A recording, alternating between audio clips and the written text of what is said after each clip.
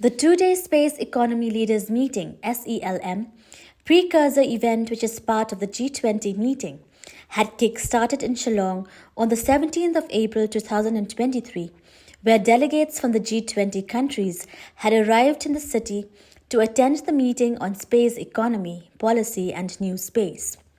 The summit is managed by the Indian Space Research Organisation, ISRO, and supported by the government of Meghalaya. Speaking to reporters after the meeting, the Chief Minister of Meghalaya, Conrad K. Sangma, said that the state is working closely with the Northeast Space Application Centre in multiple projects to use space technology.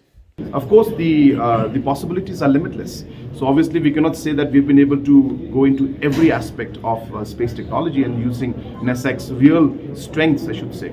But the impact has been great. Government of India has been stressing a lot on this, and just to share with you, there are multiple projects going on as we speak to use space technology. For example, the afforestation that we're doing it with NASAC. The catchment area protection work that we're doing it NASAC. The entire reservoir creation that we're doing with NASAC. So there are multiple projects: agriculture, forest cover. All these aspects are being worked with NASAC. But obviously, scope is very, very large, keeping in mind the capability that NASAC has. But as we go forward, and I'm sure programs like these will allow us now to really push this entire space technology aspect even further. While referring to India's space policy, the Meghalaya Chief Minister said that the Government of India has stressed on the involvement of the private sector through young entrepreneurs and technicians so as to enable innovation to take place. The Government of India has now come out with a space policy.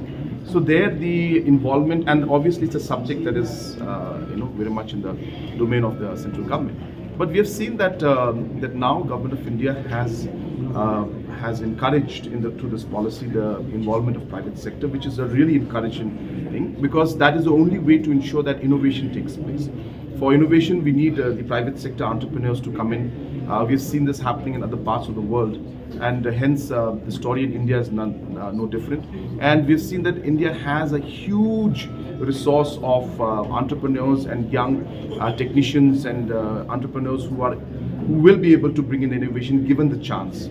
So therefore, I'm very happy that the policy has come in, and definitely wherever Meghalaya can play a role in ensuring that our youngsters and our different companies who would be interested in space technology, we will be there to obviously help. Entrepreneurship is an area which I have promoted myself a lot, and I would like to see that one day, yes, that not just big companies from other parts of the country, but I hope that we will see startups from Meghalaya also play a big role in space technology.